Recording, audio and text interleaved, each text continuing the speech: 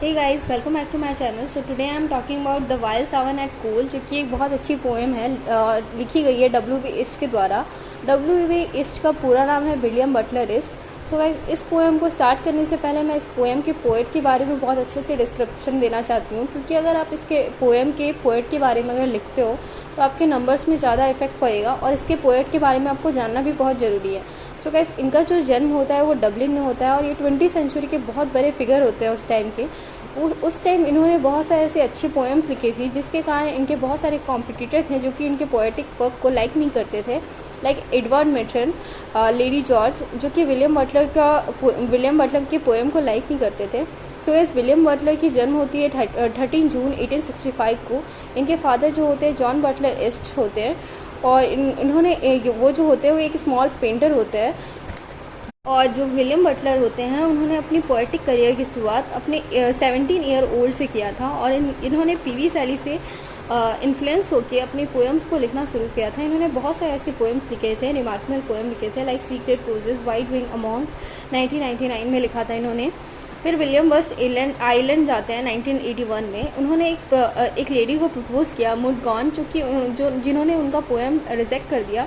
But अपना Buttler जो है वो अपना होप लूज़ नहीं करते हैं, और उन्होंने फिर से 3 टाइम किसी को प्रपोज किया, बट फिर से वो रिफ्यूज़ और रिजेक्ट हो जाते हैं।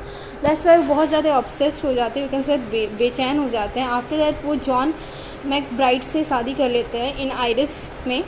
उनके साथ शादी करने के बाद कुछ टाइम के बाद ही उनकी लव लाइफ जो होती है बहुत ज़्यादा हॉरिबल हो जाती है, जिसके कारण वो भी फिनिश्ड हो जाती है। आफ्टर दैट वो एक और लेडी से टच होते हैं, गौने उनका नाम होता है, उनसे भी वो डिवोर्स ले लेती हैं, और वो बोलती है कि मैंने अभी तक ट्रू लव नहीं पाया, और डब्ल्यू उसको छोड़ देती हैं।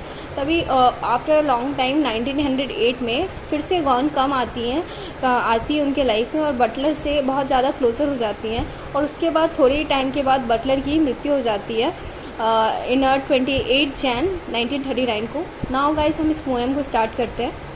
So guys, wild Sawan at call जो है एक नेम ऑफ लेक के नाम पे लिखा हुआ है। ये लिरिक है एक्चुअली में, और ये बहुत ज़्यादा ही स्मॉल पोएम है, जो कि 5 स्टैंजा में लिखा गया है।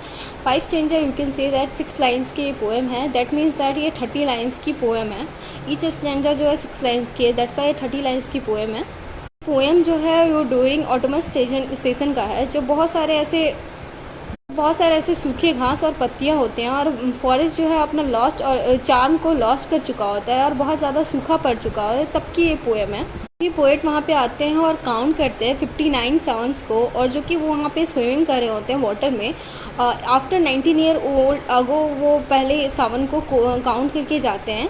19 ईयर पहले वो ये भी नोटिस करते हैं कि किस तरीके से साउंड जो हैं वो फड़फड़ाते हुए विंग्स को बाहर निकालती हैं, और बाहर बहुत ज़्यादा इंजॉय करती हैं। ये सारी चीज़ें देख के वो चाहते हैं। आफ्टर लॉन्ग टाइम के बाद पोएट अगेन आते हैं उसी जगह पे, बट वो उस जगह पे आते हैं तो वो देखते हैं कि everything like each and everything वहाँ की चेंज हो चुकी है। वहाँ की साउंड, वहाँ की फ्लटरिंग, वहाँ के विंग्स, सब कुछ चेंज हो चुके हैं। बट एक चीज़ जो है वो बहुत ही ज़्यादा सेम है वहाँ पे, अब तक सेम वैसा का वैसा ही है। स्वान्स थे वहाँ पे, उनकी बिहेवियर में ना चेंज आता है, ना उनमें एनीथिंग, कुछ भी चेंजेस नहीं आता है। स्वान्स जो होती हैं वो बहुत मिस्टीरियस एंड ब्यूटीफुल दिखती हैं, और स्टिल स्विमिंग कर रही होती हैं उस वाटर और लेक में। देखते हैं कि उनके अंदर कोई चेंज नहीं आया है अब तक। In this way we can see that कि वाइल्ड साउंड्स एट कॉल जो है वो रिमार्केबल वर्क है W.B. ईस्ट का, जो कि रिटन बाय 1917 में लिखा गया था। विलियम बटलर ईस्ट जो है एक प्रोमिनेंट फिगर है और ऑल द एस्पायरिंग पोएट्स के लिए।